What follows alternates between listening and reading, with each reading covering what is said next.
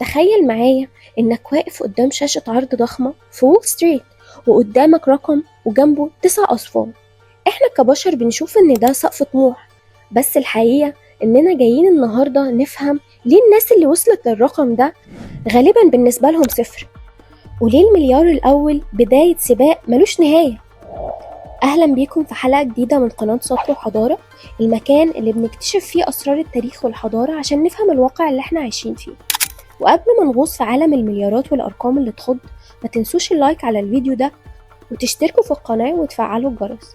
تعالوا نعرف الحكاية ايه في سطر وحضارة، وده لأن لكل سطر أثر ولكل حضارة قصة.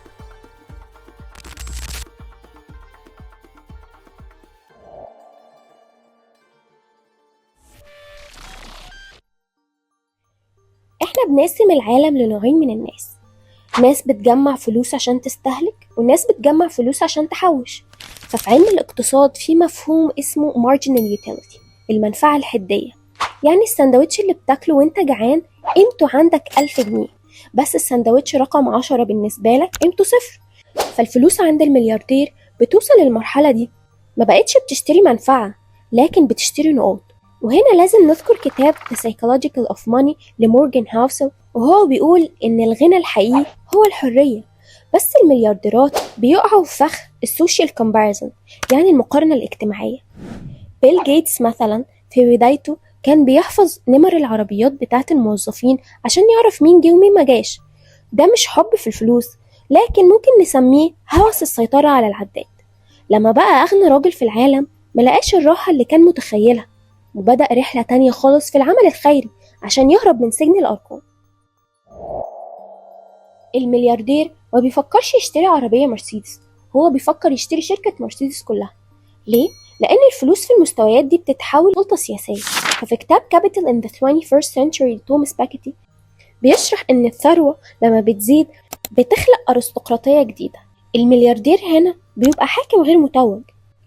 إيلون ماسك مثلا ما دفعش 44 مليار دولار عشان يربح من أبليكيشن إكس، هو اشتراه عشان النفوذ، عشان يوجه الرأي العام. هنا الفلوس بقت سلاح مش رصيد بنكي.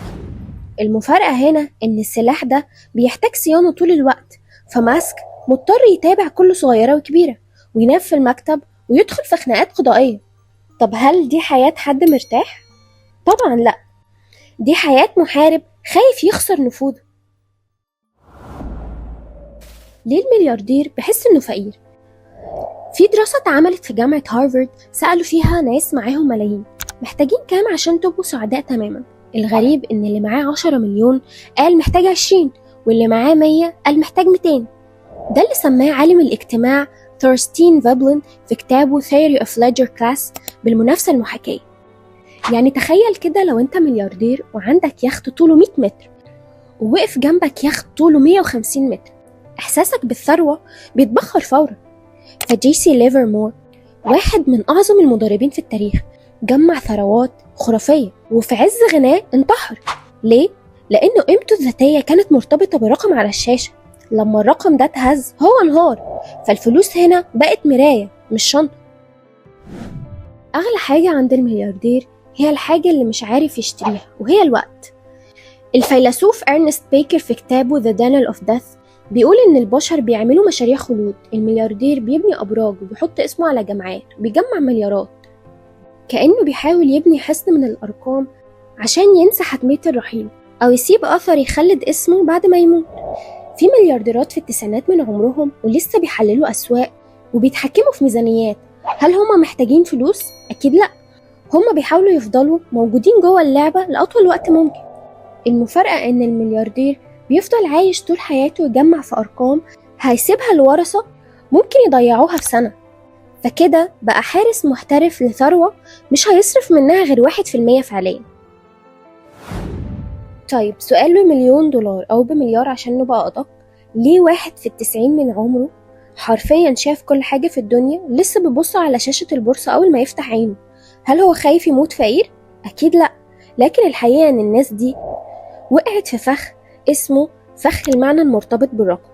هما ما بيجروش ورا الفلوس عشان يشتروا بيها حاجة، هما بيجروا عشان خايفين من السكون. السكون بالنسبة للملياردير قضى حياته في الصفقات معناه نهاية، وهنا بنلاقي إن المليار الأول اللي الكل بيحلم بيه هو في الحقيقة أكبر خدعة نفسية في التاريخ. انت فاكر انك لما توصله هترتاح، بس اللي بيحصل هو عكس كده تماما. انت بتبدأ هروب كبير من فراغ ملوش آخر. فمارك ماركوس الراجل ده لما باع شركته بمليار دولار، الناس افتكرت ان هو خلاص وصل لمنتهى السعادة، بس اللي حصل عكس كده تماما. الراجل ده دخل في حالة اكتئاب حاد. ليه؟ لأنه اكتشف ان المتعة في الرحلة مش في الوصول.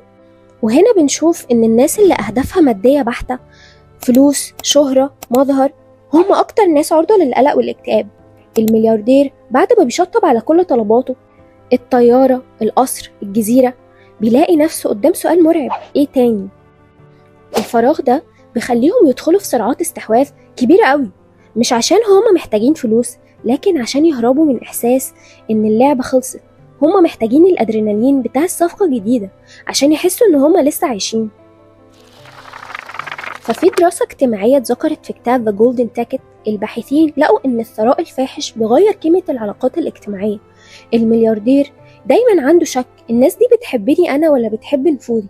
حتى علاقتهم بأولادهم بتبقى معقدة، خايفين يربوا جيل مدلل يضيع الثروة، وفي نفس الوقت ما بيكونش عندهم وقت يقعدوا معاهم لأنهم مشغولين في حراسة العداد. فجان بول اللي كان في وقت من الأوقات أغنى رجل في العالم، الراجل ده من كتر حرصه أو بخله الناتج عن هوس الرقم رفض يدفع فدية لحفيده المخطوف في الأول. ده يوريك إن الرقم ممكن يحول الإنسان لآلة حسابية، لدرجة إنه بيفقد التواصل الإنساني مع أقرب الناس ليه. وهنا بنروح للمفارقة الكبيرة: 90% من ثروات المليارديرات بتتبخر عند الجيل الثالث. فالجد بيتعب ويشقى هو الجيل الأول، الابن بحافظ الجيل الثاني، والحفيد بيصرف ويضيع الجيل الثالث. طب لو الملياردير عارف الحقيقة دي، ليه لسه بيحرق أعصابه عشان يزود 100 مليار أو 110؟ لأن الموضوع ما بقاش عن العيلة ولا عن المستقبل، الموضوع بقى عن الإيجو أو الأنا. هو عايز يثبت لنفسه وللعالم إنه الأذكى والأقوى. فالفلوس هنا مجرد شهادة تقدير يومية بيستلمها من البورصة. هو في سباق مع خياله، والسباق ده ملوش خط نهاية لأن الخيال ملوش سقف. احنا النهاردة ما بنقولش إن الفلوس وحشة، بالعكس الفلوس وسيلة عظيمة للستر والرفاهية. احنا بنحلل التطرف في جمعها. فالفرق بينك وبين الملياردير إنك بتستخدم الفلوس، هو بيخدم الفلوس. زي ما ختم مورجان هاوسل كتابه: السعادة هي طرح التوقعات من الواقع. الملياردير توقعه دايما أكتر، فواقع المليار بالنسبة له صفر. يا ريت تكتبولي في التعليقات بعد ما سمعتوا التحليل ده، هل لسه شايفين إن المليار دولار هو مفتاح السعادة المطلقة، ولا الراحة ليها تمن تاني خالص؟ أشوفكم في حلقة جديدة بندور فيها على فكرة جديدة. كنت معاكم آلاء في سطر وحضارة.